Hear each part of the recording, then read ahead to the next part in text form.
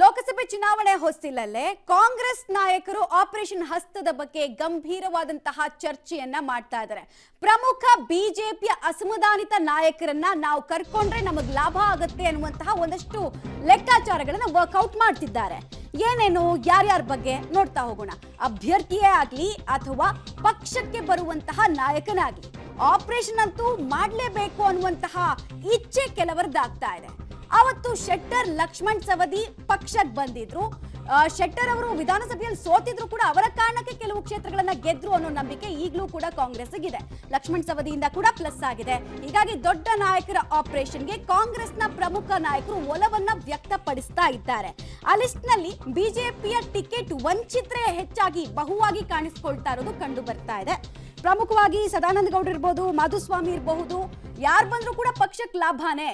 Assembly module ಅನ್ನ ನಾವು follow ಮಾಡೋಣ. ಅಸೆಂಬ್ಲಿ ಮಾಡ್ಯೂಲ್ ಅಲ್ಲಿ ಬಿಜೆಪಿಯ ಬಂಡಾಯದ ಬೇಗುದಿಯ ಲಾಭವನ್ನ ನಾವು ತೆಗೆದಿದ್ವಿ. ಈಗಲೂ ಕೂಡ ಅದೇ ರೀತಿ ನಾವು ಮಾಡಿದ್ರೆ 15 ಕ್ಷೇತ್ರಗಳನ್ನ ಗೆಲ್ಲೋ ಚಾನ್ಸಸ್ ಇದೆ, ಸ್ವಲ್ಪ ಟ್ರೈ ಮಾಡಿದ್ರೆ.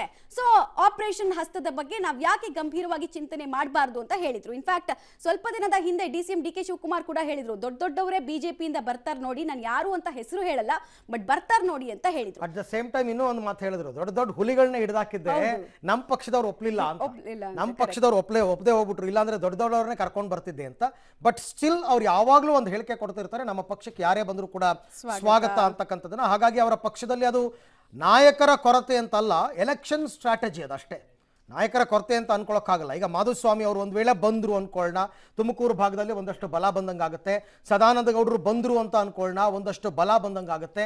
ಹಾಗಾಗಿ ನಾವು ಪಕ್ಷಕ್ಕೆ ಯಾರನ್ನ ಬೇಕಾದ್ರೂ ಕರ್ಕೊಂಡು ಬರಬೇಕು ಅಂತ ಗೊತ್ತಿಲ್ಲ. ಕೊನೆ ಮೂಮೆಂಟ್ ತನಕ ಏನ್ ಬೇಕಾದ್ರೂ ಆಗ್ಬೋದು. ಈಗ ಮುದ್ದನಮೇಗೌಡರನ್ನ ಕರ್ಕೊಂಡ್ಬಂದು ಟಿಕೆಟೇ ಕೊಟ್ರು. ಆಮೇಲೆ ಸೈಕಾಲಜಿಕಲ್ ವಾರ್ಗೂ ಕೂಡ ಇದು ಲಾಭ ಆಗುತ್ತೆ ಖಂಡಿತವಾಗಿ. ನೋಡಿದ್ರ ನಿಮ್ ಪಕ್ಷ ಬಿಟ್ಟು ನಮ್ಮ ಪಕ್ಷಕ್ಕೆ ಬಂದ್ರು, ನಮ್ಮ ಪಕ್ಷದ ತತ್ವ ಸಿದ್ಧಾಂತ ನಾವು ಸ್ಟ್ರಾಂಗ್ ಆಗಿದ್ದೀವಿ ಅಂತೆಲ್ಲ ಹೇಳೋದ್ರ ಮುಖಾಂತರ ಒಂದು ಮೈಂಡ್ ಗೇಮ್ ಆಡುವಂತಹ ಒಂದು ಲೆಕ್ಕಾಚಾರ ಇದೆ ಅಷ್ಟೇ. ರೈಟ್. ಈ ಬಗ್ಗೆ ಹೆಚ್ಚಿನ ಡೀಟೇಲ್ಸ್ ಕೊಡ್ತಾರೆ ಸುಕೇಶ್. ಸೈಕಾಲಜಿಕಲ್ ವಾರ್ ಅನ್ನ ಕೂಡ ಮಾಡ್ಬೇಕಂದ್ರೆ ಈ ರೀತಿ ಆಮದು ಮಾಡಿಕೊಳ್ಳುವಂತಹ ಅಗತ್ಯತೆ ರಾಷ್ಟ್ರೀಯ ಪಕ್ಷಗಳಿಗೆ ಇದ್ದೇ ಇರುತ್ತೆ. ಸೊ ಕಾಂಗ್ರೆಸ್ ನಲ್ಲಿ ಸದ್ಯಕ್ಕೆ ಲಿಸ್ಟ್ ನಲ್ಲಿ ಇರುವಂತಹ ಪ್ರಮುಖ ನಾಯಕರು ಯಾರು, ಯಾವ ಹಂತದಲ್ಲಿ ಏನ್ ಚರ್ಚೆ ಆಗ್ತಾ ಇದೆ, ಏನೇನ್ ಡೀಟೇಲ್ಸ್ ಕೊಡ್ತೀರಿ? ಮಮತಾ, ಹಿಂದಿನ ವಿಧಾನಸಭೆ ಚುನಾವಣೆಯಲ್ಲಿ ಕಾಂಗ್ರೆಸ್ ಇಂಥದೇ ಒಂದು ಸ್ಟ್ರಾಟಜಿಯನ್ನ ಮಾಡಿತ್ತು. ಆ ಸ್ಟ್ರಾಟಜಿಯ ಭಾಗವಾಗಿ ಜಗದೀಶ್ ಶೆಟ್ಟರ್ ಇರ್ಬೋದು, ಲಕ್ಷ್ಮಣ್ ಸವದಿಯರಂತಹ ಘಟಾನುಘಟಿ ನಾಯಕರುಗಳು ಕಾಂಗ್ರೆಸ್ಗೆ ಬಂದಾಗ ಸಹಜವಾದ ರೀತಿಯಲ್ಲಿ ಕಾಂಗ್ರೆಸ್ ಪರವಾದ ಒಂದು ರೀತಿಯ ಅಲೆ ಏಳ್ತು ಅನ್ನುವಂಥದ್ದು, ಅದರ ಲಾಭದಿಂದಾಗಿ ನಮಗೆ 135 ಸೀಟ್ ಬಂತು ಅನ್ನುವಂಥದ್ದು ಕಾಂಗ್ರೆಸ್ ನಾಯಕರ ಒಂದು ಲೆಕ್ಕಾಚಾರ. ಹಾಗಾಗಿ ಈ ಬಾರಿ ಲೋಕಸಭೆ ಚುನಾವಣೆಯಲ್ಲೂ ಅದೇ ರೀತಿಯಲ್ಲಿ ಕಾಂಗ್ರೆಸ್ ಕಡೆಗೆ ನಾಯಕರುಗಳ ಒಲವಿದೆ, ಹೆಚ್ಚಿನ ನಾಯಕರು ಕಾಂಗ್ರೆಸ್ ಕಡೆ ಬರ್ಲಿಕ್ಕೆ ಮನಸ್ಸು ಮಾಡ್ತಾ ಇದ್ದಾರೆ ಅನ್ನುವಂಥ ಸಂದೇಶವನ್ನು ರವಾನಿಸುವ ಮೂಲಕವಾಗಿ ಒಂದು ವೋಟಿಂಗ್ ಪ್ಯಾಟರ್ನ್ ನ ಸೆಟ್ ಮಾಡುವಂತ ಪ್ರಯತ್ನವನ್ನ ಕಾಂಗ್ರೆಸ್ ನಾಯಕರುಗಳು ಮಾಡ್ತಾ ಇರುವಂತೆ ಕಾಣಿಸ್ತಾ ಇದೆ. ಅದರ ಭಾಗವಾಗಿ ಸದಾನಂದ ಗೌಡರ ಹೆಸರನ್ನು ಪ್ರಸ್ತಾಪ ಮಾಡದಂತಿರ್ಬೋದು, ಅಥವಾ ಬಂಡಾಯ ಎದ್ದಿರುವಂತ ಕಡಿ ಸಂಗಣ್ಣ ಅವ್ರನ್ನ ಮಾತಾಡ್ಸಕ್ಕೆ ಸಾಧ್ಯ ಅನ್ನೋ ಪ್ರಯತ್ನ ಮಾಡ್ತಾ ಇರುವಂತದ್ದು, ಮಾಧುಸ್ವಾಮಿ ಅವ್ರನ್ನ ಕರೆತರುವಂತ ಪ್ರಯತ್ನವನ್ನ ಮಾಡ್ತಾ ಇರುವಂತದ್ದು. ಹೀಗೆ ಅಂದ್ರೆ ಅಭ್ಯರ್ಥಿಗಳ ಕೊರತೆ ಅನ್ನೋದಕ್ಕಿಂತಲೂ ಕೂಡ ಆ ರೀತಿಯ ನಾಯಕತ್ವ ಚುನಾವಣೆಯ ಸಂದರ್ಭದಲ್ಲಿ ಕಾಂಗ್ರೆಸ್ ಕಡೆ ಬರ್ತಾ ಇದೆ. ಅಂದ್ರೆ ಕಾಂಗ್ರೆಸ್ ಗಟ್ಟಿಯಾಗಿದೆ ರಾಜ್ಯದಲ್ಲಿ, ಅಥವಾ ಪ್ರಭಾವವಾಗಿ ಬಿಜೆಪಿಗಿಂತ ಸ್ಟ್ರಾಂಗ್ ಕಾಂಗ್ರೆಸ್ ಇದೆ, ಅದರ ಕಡೆಗೆ ಜನರ ಒಲವಿದೆ ಅನ್ನುವಂತ ಸಂದೇಶ ರವಾನೆ ಆಗುತ್ತೆ ಅನ್ನುವಂಥದ್ದು ಕಾಂಗ್ರೆಸ್ ನಾಯಕರ ಲೆಕ್ಕಾಚಾರ.